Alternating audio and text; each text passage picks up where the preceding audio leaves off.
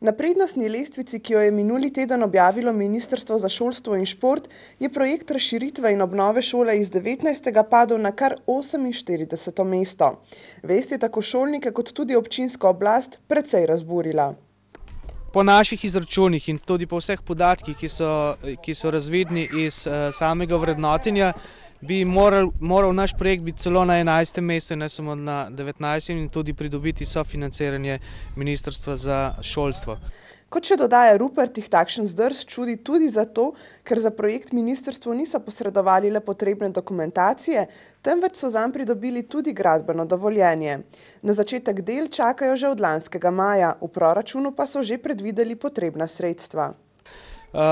Kot smo dobili potem informacijo na ministrstvo, klical sem osebno, je možno tudi, da je prišlo do napake pri vrednotenju projekta oziroma pri končnem vrednotenju vseh projektov.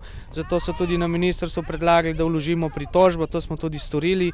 Kakšen bo razplet zgodbe, bo jasno v kratkem, ko poteče 15-dnevni rok, v katerem mora ministrstvo posredovati odgovor na pritožbo.